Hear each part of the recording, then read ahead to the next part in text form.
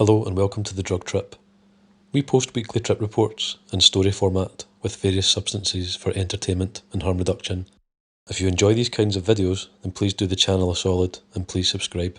Also, let us know your experiences and thoughts in the comments below and we may use them in a future video. Enjoy and be safe.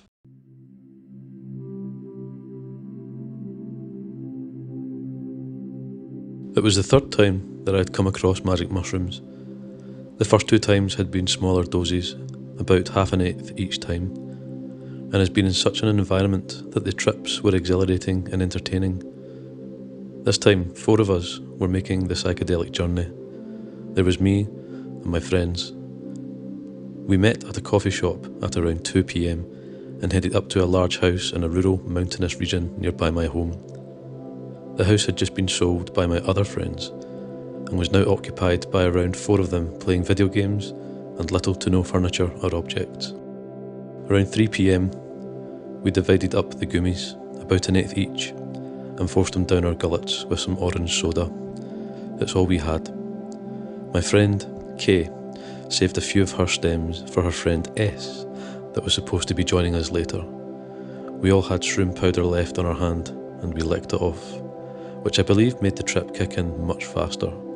And as soon as we were done, we each smoked a bowl of pot and a 2-litre bottle. Again, it was all we had at the moment.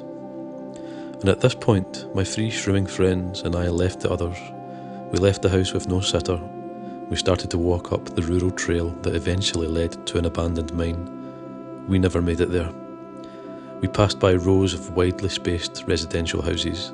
We made it past them undeterred, and suddenly the visuals began. I noticed how vibrant and green the whole landscape seemed to be, and couldn't help but comment on it. My friend Kay, a gorgeous young lady, seemed insect-like and insane to me, most likely because she was pumped up as I was, and couldn't stop smiling. We continued up the trail, all of us commenting on how the trees and bushes seemed to reach out and try to grab us. In this part of the mountains, it was very dry and dead, the predominant colours being grey and brown. Soon my friend Kay had to pee, so we stopped and she meandered back down the trail a bit while the boys sat on the dirt trail and waited. We began to discuss how all the plant life resembled bodies and faces if you really analysed them. Although it was unsaid, the 3 of us were beginning to become nervous and frightened of the trees, and as for me, I was much more frightened of the implications. Let me try to explain. Every single tree and bush became a mockery, or imitation of humans. They stood high, with their branches in the air, seeming like weapons. They seemed threatening. I began to wonder if this was perhaps the animals or the gods or some force trying to communicate with us in the only way that they could. By showing us how they saw us, crude, hard material, with nothing but hatred in their hearts. And as you can see, I was tripping balls, and it wasn't heading in the right direction either. But soon Kay came back into sight, and lo and behold, her friend S had joined us on the trail. She investigated the leftover mushrooms.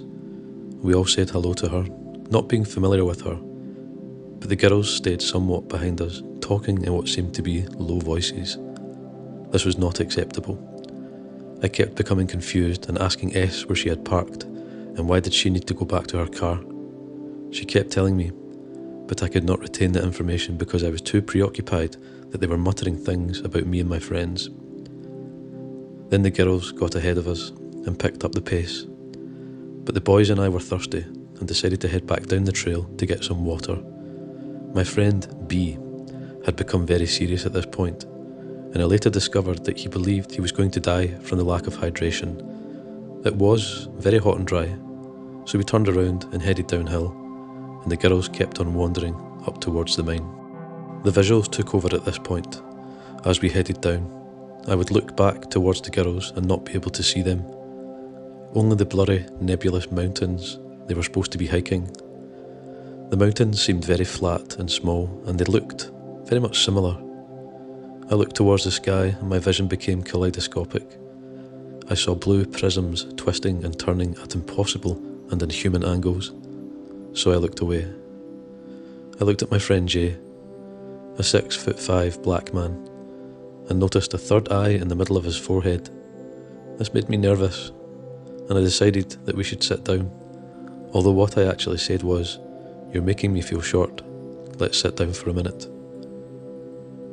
Sitting there in the middle of the dirt trail, all of us undergoing extreme mental and visual bedlam, with a growing sense of paranoia and panic as we noticed a helicopter not too far overhead. My friend B said, "In reality, we're just sitting here tripping."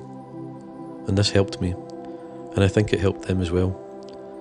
I began to look at the landscape again, and again I see faces, but this time I see them not only in the plant life, but in everything at once.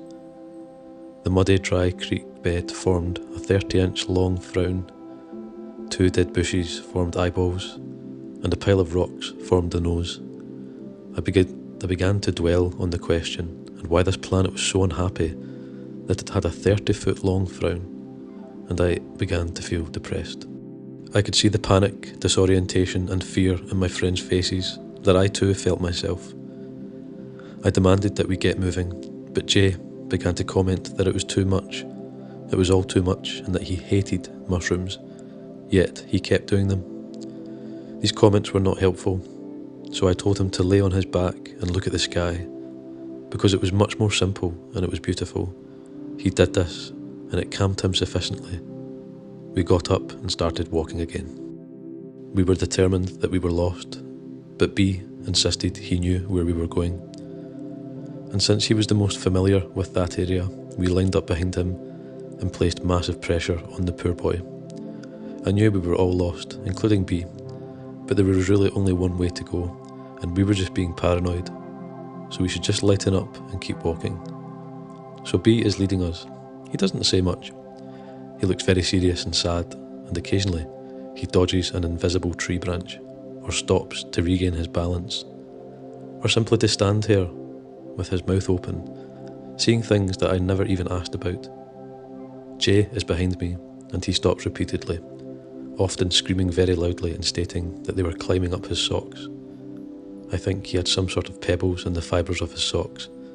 He spits, sees the discoloration from the orange soda, and tells us that it is blood, and also that the Yeti is behind him.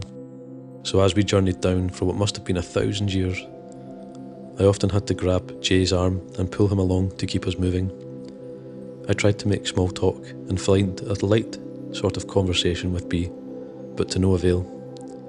Eventually, we rounded a corner and came face to face with an older couple walking their dogs. I thought about the helicopters immediately. Before the couple was in hearing range, I whispered to my friends to pull it together and just keep walking. We did. I stopped and said something nice to one of the dogs, but kept walking. B says that the man said, "Be careful," as he walked away. Walking past the residential houses, some of them with people in their yards, most of them with dogs, was very difficult. We had to walk in close proximity, so I kept some chatter about my sunglasses going for around 10 minutes, hoping that the neighbours wouldn't catch on. They didn't, and we made it back to the house with much difficulty. Once we were in the house, things changed considerably. I felt very much calmed and spent the majority of the trip playing Fight Night round 3 with my sane friends. B had lost his mind. He forgot who he was and spent his trip wandering around the house, staring off into space, still very much afraid. He told me later that he wondered how I was acting normal at this point, because I was having conversations and playing games. He had the urge to pull his eyeballs out of their sockets to stop the hallucinations. Jay was doing a little better. He played games with me and insisted that there were people outside the window behind him. He had trouble enunciating and forming coherent thoughts. At one point I walked into the bathroom and looked at the tiles. They turned into white whirlpools, and I saw a frog doing a backstroke around the perimeter of each one. I think it was Mr. Frog from the Frog and Toad series. This is no joke. Other hallucinations were mostly limited to pot-like animation hallucinations and peripheral vision movements that kept startling me. Eventually Kay showed up with S, and they had a fantastic bonding trip up to the mine. They felt great. They also had a lot of a smaller dose than we did. I'm not too sure what their experiences were like. And coming down was like returning from an animal mode to a human mode. I felt like I was shaking off some kind of insane alternate personality and coming back into reality.